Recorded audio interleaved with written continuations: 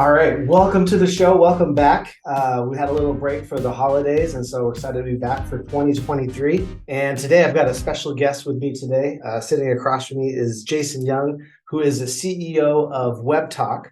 And you've got a really interesting background, so I'm excited to have you here because you're a graduate at MIT. You even, like your professional background, you were at one point director of financial strategy at Microsoft. And you actually have a patent for the consultative e-meeting platform concept that you got in 2018. And you're also author of a book, which I didn't know until I saw your bio, Why Freedom, which you could actually find on bookstores online. But thank you for being here. It's a super pleasure to have you here today. Yeah, thanks, Eric. It's a pleasure to be here. I'm excited. Now, we talked about one part of your software, we're getting the people in. And now you want to have those deeper conversations with them. And, we were talking about your software, how it helps facilitate that unique experience that you're normally, I think COVID, that was one thing that really showed us how important those face-to-face interactions were once they were taken away from us. Like, we need those back. And that's not always possible. Or it could be like you're working with a company like me and our staff are all the way on the other side of the world. So how does your software help make that experience more meaningful than just a transaction online? Yeah, so in order to make the transaction more meaningful and actually more experiential, so we went from the ground up trying to mimic a face-to-face conversation is basically what we did. And so, there's a few aspects of that. One, in a face-to-face conversation, it's convenience, right? It's like you walk into the store and there's the agent and you're talking to them. You don't have to make an appointment to talk to them in the future, right? You go into the store and say, all right, I'm going to talk to you in 3 hours and then I'll come back. Yeah. With web conferences, that's one of the big hindrances is web conferences are very useful and helpful, but at the end of the day, they're not useful for immediate sales, right? For convenience. They're very inconvenient. We had to make something that was extremely easy to use, right? Where a grandpa could come in and they could use it. So you don't have to download anything. You don't have to go to any app. It's, you're in and you're in. And so our platform is designed that way. If you're initiating a session from a website, for example, and you're starting a conversation through the chat or the chat bot, immediately, if you want to launch into the consultative e-meeting, it opens up in that immediate window where the website is. You don't go to another tab. You don't have to download anything. Consultative e-meeting opens up. From there, you can engage in a video call if you wanted to engage, the phone, the web phone, or you want to engage the video phone. You can do that on the spot, and that, of course, brings body language into the picture and stuff like that, which makes the experience more memorable, right? And better in branding terms, right? When you make something more memorable, you make it more brandable.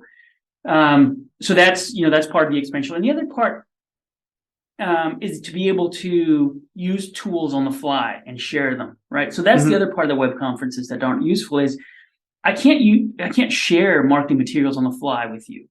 First of all, it's clunky. Yeah, I'm like, let me send you this email attachment. Did you get it? No. Okay. Right. Keep waiting. Yeah, something like that, right? That's exactly right. If I want you to sign something, I have to email it to you or fax it to you.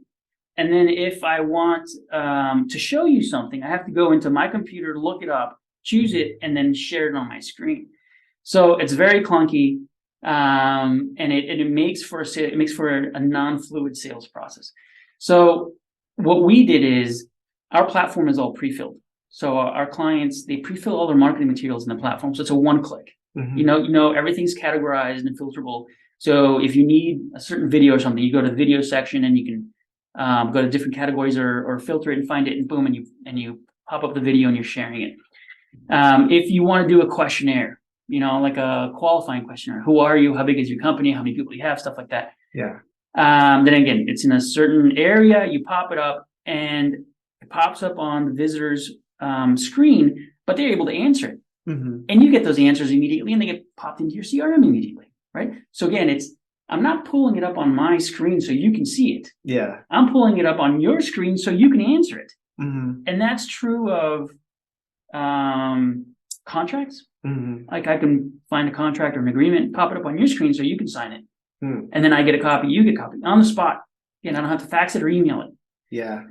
It's true whether it's quotes, I can put a custom quote together, share it with you, and we can whiteboard it, right? So you can draw on it, you can, take terms off, and I can change the price, and exactly like I would be doing it on face-to-face. So, and then, all of our tools are like that. It gets whiteboarding, file sharing, website sharing, all those things.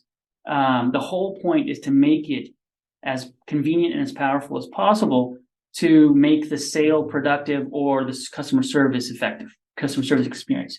And at the same time, leave the visitor with a brandable experience. It's like, oh my gosh, that was easy, that was convenient, that was fast, everything that I wanted, and it was quick, right? Yeah. We didn't have to worry again about going off channel to do other things.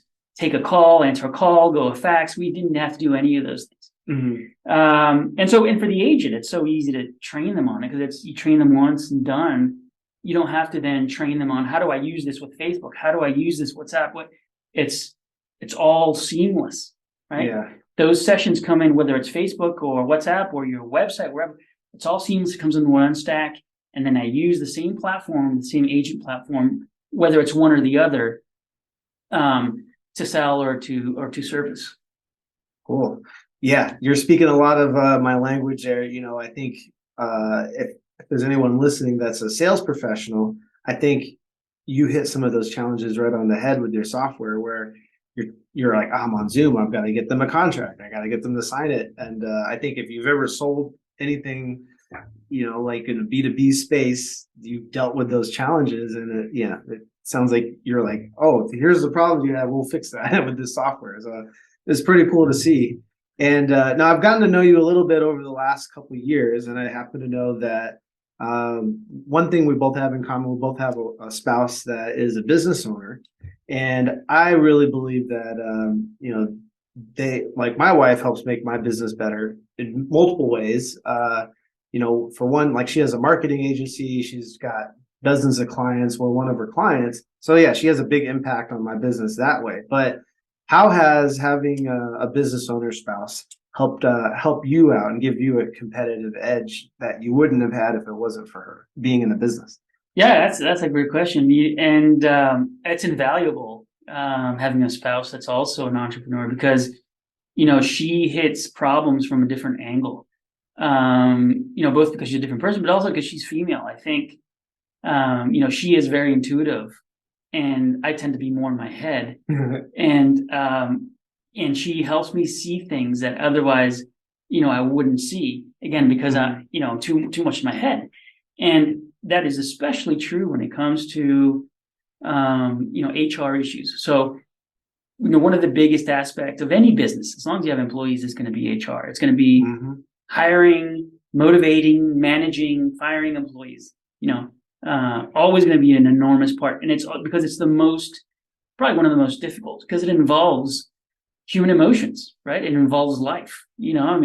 People get sick, people get hurt, people have bad days, they have good days, and you can have to deal with that as a manager, as an employee, as a entrepreneur, as a business owner. You're going to have to deal with those things, and it's not always obvious what's the right response, what's the right way to deal with this. It's not always obvious, and you don't tend to get very well educated in that. I can tell you from business school, they don't teach you that stuff. I don't remember learning that. I don't remember, learning. I remember about motivation, dealing with incentive packages and compensation strategy, but the life, the day-to-day life aspects of it, no one ever teaches you. And so you got to learn that from the school of hard knocks. But, having, my wife being an entrepreneur, she's gone through a lot of that. And she also, again, is very instinctual. And so she tends to be a great guide and mentor when it comes to, how do I think about this? How do I help this employee? And at the same time, deal with whatever they're dealing with, and at the same time, also help the company. It's been invaluable. Yeah, that's awesome. Thanks for sharing. And that's interesting, the HR aspect of it, because I'm fortunate enough that I have an amazing HR manager in our office, and I don't envy the role that she has to play sometimes. Like last year, and with COVID happened, like there were a lot of cuts we had to make, and that fell on that person's responsibility to talk to people. Or yeah, and anytime there's crazy stuff happening, Yes. especially like a company our size, 200 plus people, there's like I feel like we could make a reality show off of the scenarios these employees come up with sometimes. But yeah, so that's awesome. You get your wife to bounce that off of. Yeah. I feel like I've been able to, uh, help identify some different needs in the marketplace too, that I think my outsourcing business would be able to help solve, because she's seeing challenges. Like she's like, hey, my clients are having these issues and that issues, and I'm like, that could be something the call center could handle. Right. So you ever come across anything like that? Yeah. Oh, yeah. No, absolutely. Because she's in retail services, and so I mean, she always has great ideas for how we can help our clients because she herself is a client, and so yeah, she's got a lot of just great ideas for us because she sees those problems day after day, and and we try to always keep in contact with our clients as much as possible. But obviously, having her there is of enormous benefit to us because we get that immediate feedback, right, from a very important client of ours. It hurts sometimes though, right? You're like, ooh, Yeah. she's not sugarcoating that one. Yeah. So it keeps us on ball, keeps us on track for sure. Yeah, definitely. It's been just a great boon for us. Cool. Speaking of a competitive edge, we're talking about our spouses giving us a competitive edge for our business.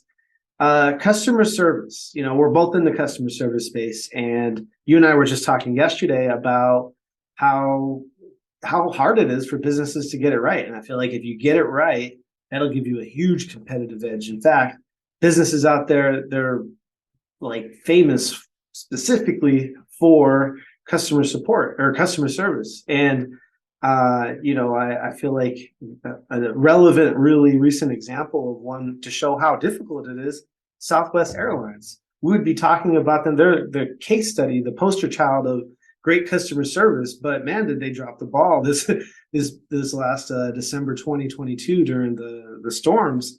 So just to show you how difficult it is to get it right. So talk to me about that. Why is it so tough for businesses to get this down? Yeah, it is very difficult for businesses to do customer service right. And the reason being is because it's a multidisciplinary, multi-department function. And, it's incredible that you can see Fortune 500 companies that have basically unlimited budgets and they all get it wrong. I mean, you talked about Southwest, the airline industry, the telecommunication industries, these industries are just famous for being hated for the customer service. And so, why is it multidisciplinary? Why is it multidepartmental? It's because it cuts across the company entirely, right? Because to get customer service right, you have to get the product team involved. They have to define what are the SLAs related to your product or your service. What are the service level agreements, level of services that you're going to provide in terms of returns, refunds, managing problems and issues. All those things have to be defined up front. Then you've got to get HR involved because you have to define what kind of customer service reps you're looking for, what kind of skills. And so HR has to be involved in that, in hiring them and in helping them train and then helping them, fire and manage and all those things. Operations has to be involved because operations is the one that's manning, the call centers or the stores or whatnot.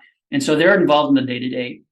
Then you've got technology, which also has to be involved because these service reps nowadays, are equipped with just very complicated technologies. It's you're talking about unified communications, you're talking about omni-channel, you're talking about online tools, you're talking about very sophisticated technologies that have to have very high levels of availability, right? Mm-hmm. I mean, and so the IT folks have to be involved from the ground up. Because also what technology you use is going to influence what kind of people you're going to look for and how you're going to train them, right? So they have to be involved from the beginning. And so all of these things then have to be involved from a strategic sense and from the marketing group. Why? Because these are, especially if you're a high-touch business, they're absolutely critical to branding. So, if you're in real estate or if you're, in car dealerships or something that's naturally a high-touch industry, the customer service you provide is inherently part of your brand. That is your brand. It is your brand, Yeah. right? And so the CEO and the marketing team then has to be involved. So you're talking about 4 or 5 different departments involved in this. And do you think that they ever do it? Not very frequently. Where you have a strategy session that comes together and defines your customer service and how it's going to work, and then from a top-down approach, then makes sure that everyone's on the same ball when it comes to customer service. No, it's not very often that management really, and executive management, takes that kind of approach. Usually it's just like, all right, it's an operational thing, let them define it, let them figure it out, and let them do it. And relying on outsourcing has been a crutch for them, because here you have people that are singularly focused and experts on the technology, on the people, on hiring, on the day-to-day stuff, right? On working with SLAs. Mm-hmm. So they're experts in this stuff. And so they think that that's enough. They think that outsourcing into a call center is enough. And so they never take a step back and look at it again from a branding point, from a strategic point. They never look at it from that point. And so, outsourcing has been both a boon and a problem for these companies, because on the one hand, it's great to have professionals and experts that do this right? So that it takes it off of your table so you can focus on what's important, Mm-hmm. your products and engineering and whatever it might be. But on the other hand, they've used it as a crutch. And so they don't do the upfront work in terms of defining what your customer service is and how it fits within your brand and how it's going to help create your brand. And then working within all the departments to do that. So yeah, it's difficult to do. Not a lot of businesses do it right, but the ones that do, they just grow to the stars. You're talking about Starbucks. Their growth has been phenomenal, and it was on the back of their customer service. Southwest, they're a giant killer. And in the beginning, it was because of their customer service, right? That was a Mm-hmm. humongous part of it. And just endless number of companies that just simply, their what they provided wasn't all that different, right? Traveling from point A to point B on an airplane. Yeah. There's not a lot of difference. And Southwest kicked butt because of the customer service, right? So it can make all the difference in the world if you do it right. Yeah. And you bring up a good point. If you are selling things online and you're doing these transactions online, how is that experience with you different than any other person? Right. You've got to email them something. You got to send them something. They've got to look it over, sign it. Like, the process is similar. It's just, how do you make your experience better than everyone else's? Right. And you got to think about it too. You mentioned how outsourcing, it could be great, it could be a bad thing. It depends on if you're actually looking at your processes, you're looking at, what you're delivering to your customers. And I think back to our clients, and we've got the whole spectrum of clients too. We've got the ones, they get us set up and then they're like, all right, we're good, I'll move on to other stuff. And they don't really think about it too much. And it's really hard to even get them on the phone. And then you've got the other clients that they're, I think, maybe almost on the extreme other end, they're like constantly checking with our team and always talking to them. And, but they have a really big impact on that customer experience and what's happening, what those conversations are happening on the phone, or email, or whatever the channel is. So, it really comes down to the business, because you could outsource and you could do either. I think somewhere in the middle is a good range, where you're not checking with them all the time. But I know that it has, like, the clients that work with our team more closely, where they're communicating with them regularly. They know who the agents are. They have quarterly meetings and strategy on, these are the things we're going to work on, all related back to making that customer experience better. And those numbers improve. We see that, and they put that effort. Okay, we got that done this quarter. What can we tackle next quarter? So that's, the good clients. And those are the ones where, since we've been around 8 years, maybe you guys get to see this too. They actually see their growth over time, because they're doing the right thing. The customers are happy, they're growing. And I guess in your case, they're probably buying more licenses. For us, right, they're bringing on more agents because now they have more customers. Right. So yeah, and referrals, of course. Once they're in and they're utilizing the tools in a way that makes a difference to the company, they're just thrilled, and they can't stop talking about it. So yeah, referrals is a big part of it for sure. Yep, referrals are huge, and yeah, I mean, if you're a good business, then that's how you grow. I mean, it goes back again to the customer service. Yeah, you give someone a great experience, and then they're going to go tell other people. So yeah, it's amazing, right? Because business always begins and ends with the customer, right? They're the reason you exist, and yet how many businesses forget about that? Mm-hmm. It's like they wind up treating the customer as kind of a side thing, and it's like businesses. It's all about the customers. And then from there, right, from the customers, then it becomes about the employees, and then it becomes about the corporation, and then it becomes about asset strategy and all those things. But it must always start with the customer, and end with a customer. But it seems like a lot of businesses kind of forget that. They get so large and so complicated that they start losing sight of that fact. Yeah, and it gives an opportunity for someone else to come in and come up with something better. So absolutely. Cool. Well, I think this was a great discussion. I super appreciate it. I think it was long enough. We'll probably split this into 2 episodes. So we'll have a part 1 and a part 2. But it was great speaking with you today. Thanks for sharing your experience and your unique perspective in the customer service space with me and all the listeners. So Thank you for your time. Appreciate it. Thanks, Eric. Yeah. And so if someone listening, they're interested in a software like yours, they wanted to learn more, where do they go to find out more about your software or to get in touch with you? Yeah, the best way is go online, go to our website, webtoq.com, WebToq.com. Of course, we use WebToq to service our visitors and our customers. And so when you're on there, you'll find someone online there to help you out. So yeah, I'd probably recommend that. That's the easiest way to do it. All right, cool. And we'll get it up on the screen so you can make sure you don't miss it. And we'll put some links in the show notes there. So, well, thank you guys all for listening to the Contact Center Cactus Chat.